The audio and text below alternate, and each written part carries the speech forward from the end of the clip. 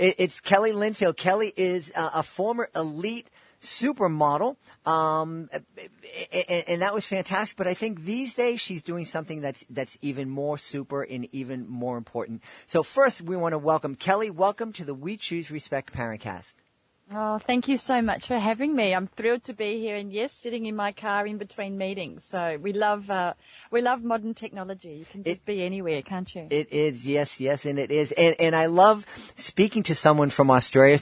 Being from Boston, it's almost like we speak the same language, and we pronounce car the same way when I let my Boston accent slip out. So now you are a former elite model. What was that like? That must have been, I know a lot of people think, oh, a model, that's so glamorous, but it's a lot of work, isn't it? It is a lot of work. I mean, it's like anything. If you want to be the best, if you want to get somewhere, you've got to work really, really hard. And I do say that the book and everything that I do, the workshops that I deliver, what I do now comes from over 20 years in the most competitive industry on the planet. Mm-hmm. So,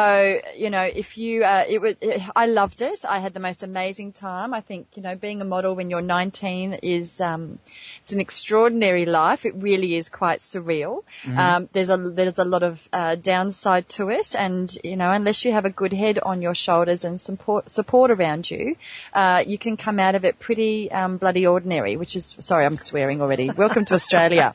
Well, bloody certainly. You should bloody be here. You're gonna have to edit this.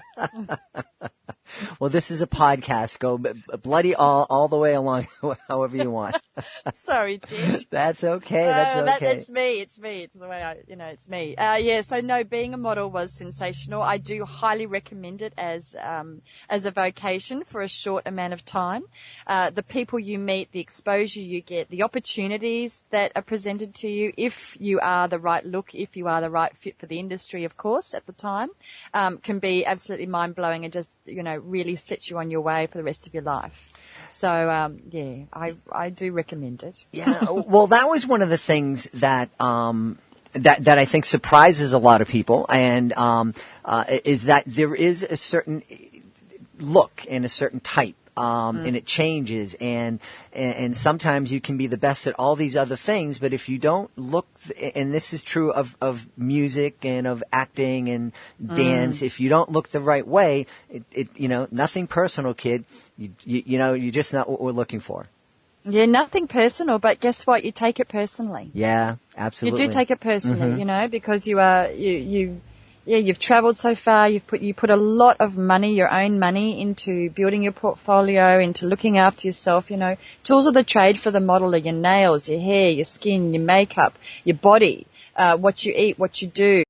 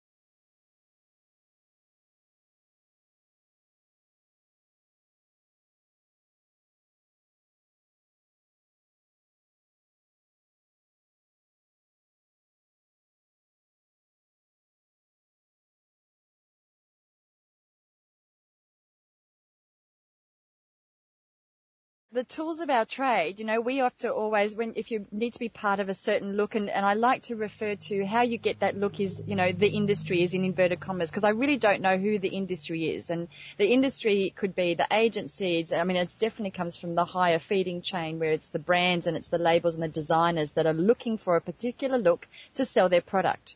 So we are brand ambassadors. We are contractors in a way of representing a certain designer. That's the look that they want. That's the look they're trying to portray to sell their items, their products. So we have to always make sure our nails look good, our hair looks good, our skin looks good, that we, hope if you get to open your mouth, that you know how to speak properly. You don't often get to open your mouth. And see, can I launch into that if I may? The work that goes into it is that if you are standing in a room of, and this I will, it's my pitch as such, but if you're standing in a room and there's 100 other girls or men that look like you, and your experience doesn't matter, your qualifications don't matter, and you might not get you probably won't get the opportunity to speak, how do you get the business? I would have no idea. No idea, exactly. So I don't mention the M word. A lot of people then lean forward and go, that's interesting, tell me. It's like, well, I have learned how to compete in the most competitive industry on the planet, and I use those core skills now to do what I do, to get that business, to differentiate myself online and in person. And those are the things that the modeling industry teaches you. You don't get that in any other industry. Wow. And you mentioned your book, you made an allusion to your book, and the name of your book is Everyone is a Supermodel. So I take it that in this book you're telling everybody how they can tap into their inner supermodel and to really kind of build their personal brand and to achieve success. Yeah, well, the personal brand is definitely the key there, Jed. So you've hit, that's perfect. Thank you very much for saying that.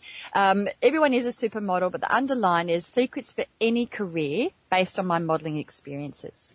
So the supermodel thing is just really to catch people's eye, like, no, I'm not really, but I want to have a look. What makes you think I'm a supermodel? You know, it's all about marketing, isn't it? Sure, it's all about getting people's attention. But everyone is a supermodel because you've got these core skills. You've got something that differentiates you. And I teach you in the book. It's definitely my story. I go into the dark depths of what the modeling industry did to me. And how I've come out of that, you know, and how I've used that to develop and move forward and create what I'm doing now. So it's, there's 7 core skills there that you use, that you can use straight away, that allows you to find the opportunity to be able to walk up to that door, knock on that door and walk through it and do what it is that you want to do.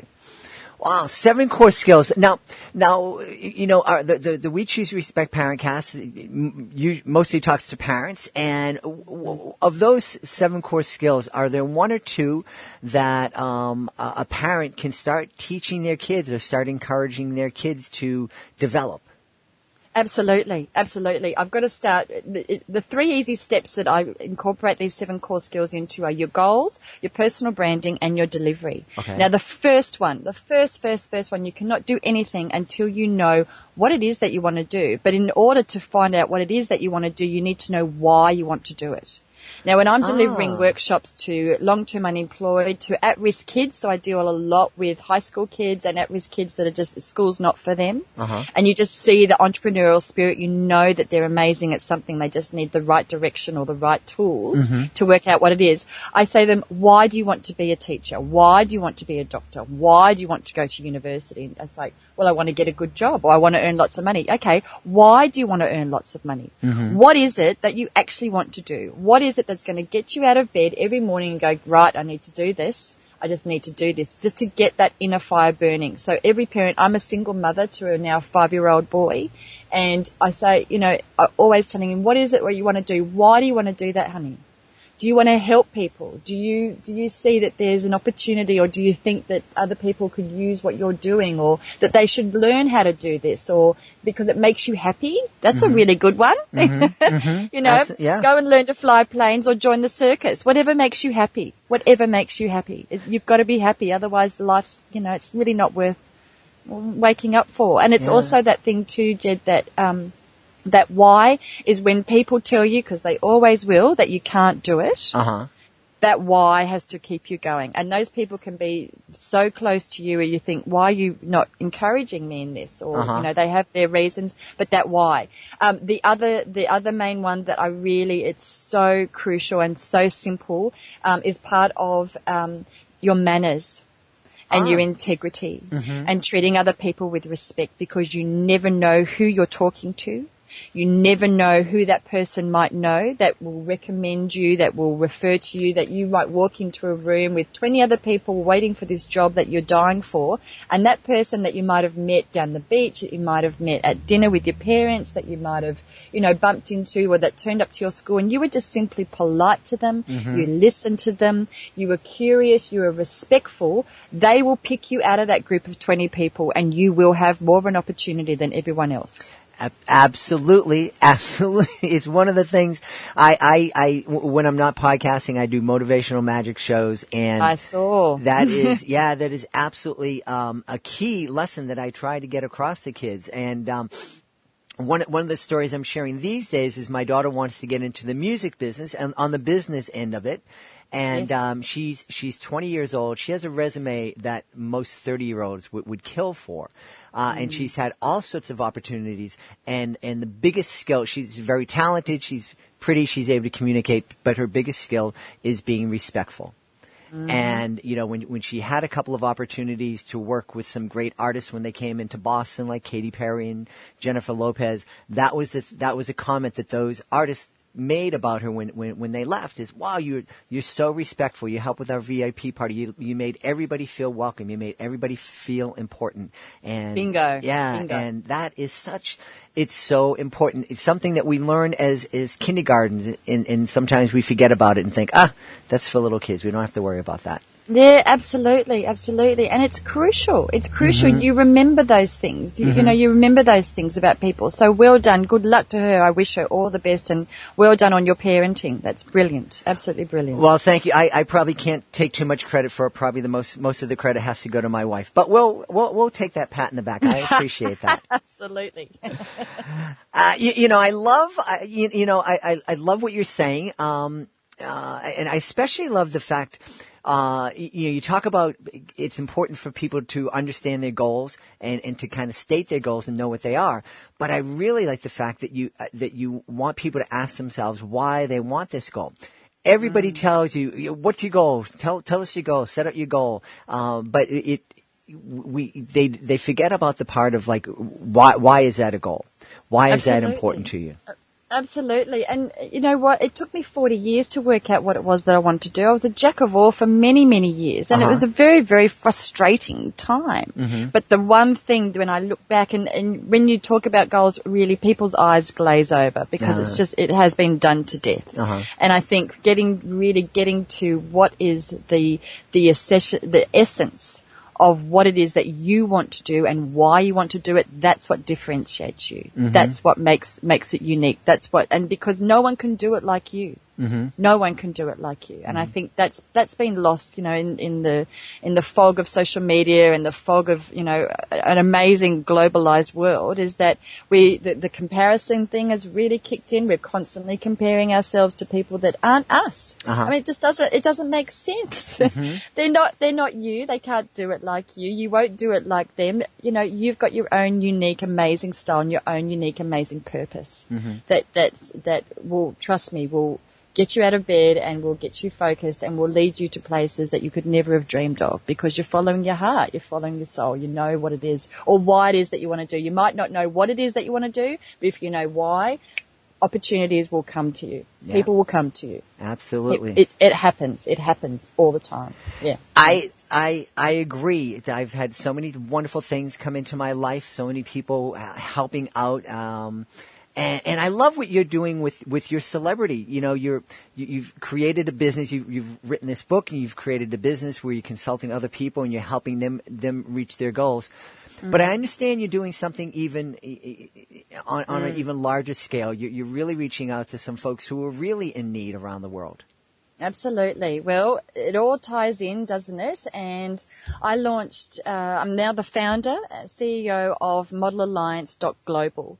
And that is a global collective of socially responsible individuals and brands that believe in and endorse, they walk the walk and talk the talk when it comes to ethical treatment of and fair trade for people.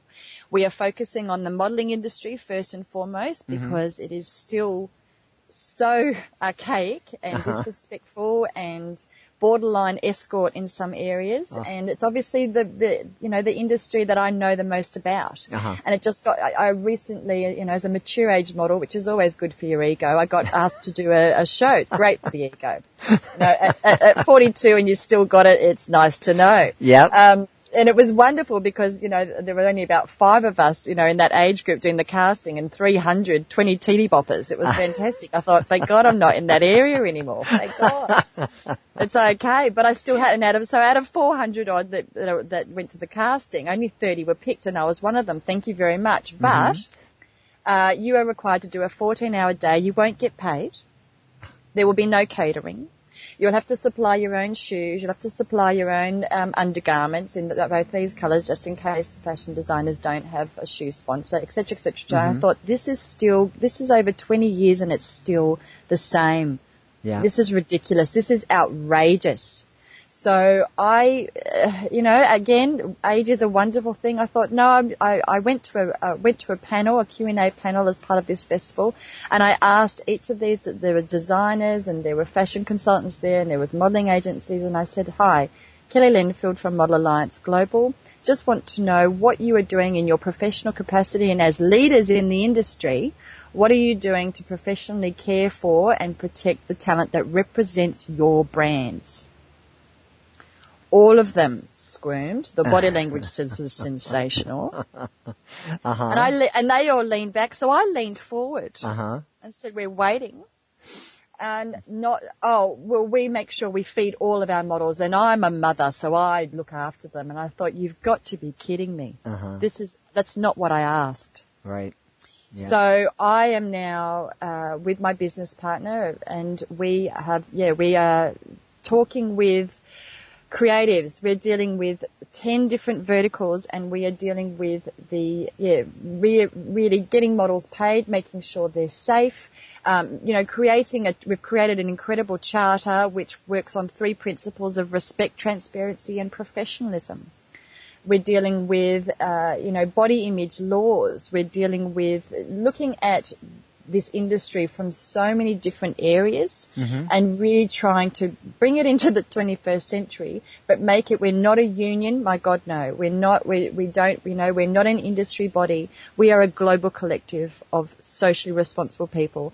And honestly, Jed, when you've got big brands that recognize they need to hire CEOs of diversity within their C-suites now, you are seeing that the change is happening. There's countries that have put in legislation to make agencies accountable and get fined if their models or if their talent are being told to starve, which is still happening. Okay. And also with the media, they are making the media in those countries responsible and accountable that if any photos are being photoshopped, that they are to make that very clear underneath the photos that this is not the real person. This is actually not what she really looks like. We've just taken off half her hips and increased her lips tenfold. But, that's part of selling, isn't it? It's not right. Well, it's not right. It's not right. It absolutely is not right. And I was, when you said that there were body image laws, I was going to ask you about that, and I'm glad you clarified that. I think it's so important. Being a dad of, a 20-year-old, and my daughter is a very attractive young woman, and she danced for a long time. And one of the hardest decisions we had to make when she was very young was, she was a ballet dancer, and there were some folks from there were some opportunities. People said, oh, she should go and go to Boston Ballet. And Boston Ballet is a great place. But I knew some kids who were older, and I knew that every year the kids were evaluated not only on their dancing abilities, but also on their bodies. Yes. So at 13 and 14, if the 13, 14-year-old girl looked like a 13, 14-year-old girl should look like, they would politely ask them to leave.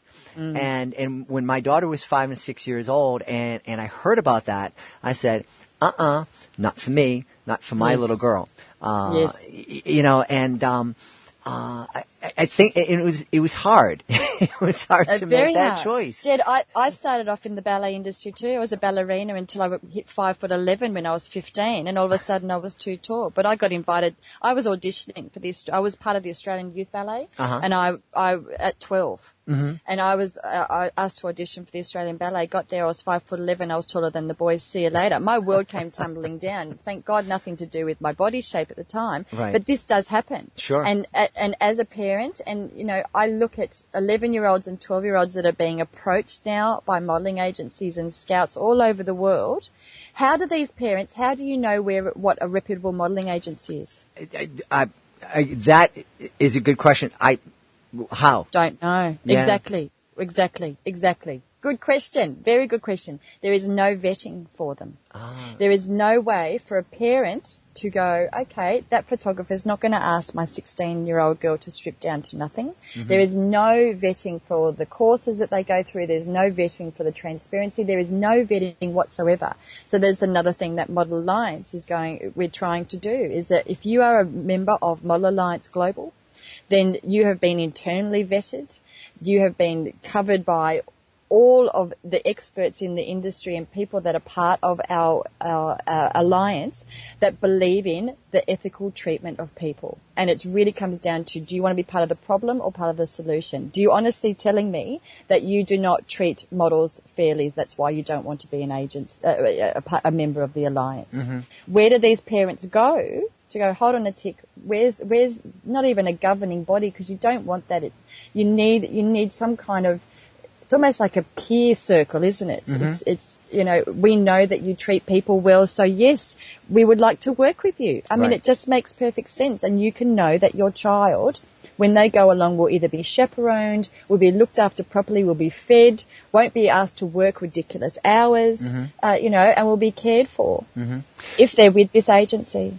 So a parent has a daughter or a son who wants to get into modeling, has been approached. What kind of things should they look for? Look to see if this photographer or this agency belongs to your global alliance? Yeah, absolutely. Now, I'm putting out a blog piece on this. Funny that I've just finished writing it. But look, you need to ask a lot of questions. Yep. You need to have a look at their website. That's really the first and foremost. And this is the thing, Jed, there's not much that you can do. You know, this is why something like Model Alliance is required, because there's nothing like it out there. It's amazing that there's nothing like this out there. But look at their website first and foremost. See how long they've been in business. That gives you a really good idea. And yes, if they're just starting out, word of mouth is one of the main ones, and it always will be. If you trust someone that's asking you or has approached you, then trust your instincts, parents. But ask them questions. Ask them the kind of clients that they work for, the people that they work for, because they've had to build a serious amount of respect with those brands to keep them on board, because there's so many agencies out there. There's so many PR agencies. They really do need to scramble for the clients that they can get. And ask the question, what's the commission? When do they get paid? What are the upfront costs that are required? Have a look at all of that. Yeah, and because those upfront costs can become really astronomical. And a lot of models are still in debt to their agencies because they sold the dream. Well, that's the thing. Is there is a potential, you know, here in Boston, our star quarterback of the New England Patriots is married to Gisele Bunchkin. I hope I pronounced her name right. You know, and so we know that she makes, you know, a couple $bazillion a second. And, you know, I think we see this dream and I think parents kind of get wrapped up in it, you know, and they, you know, when I do magic, you know, it's like, look at this hand while I'm doing something with my other hand. And they're, you know, when it comes to modeling, when it comes to sports, when it comes to a lot of these areas where there's a potential huge payoff in the future for very few people.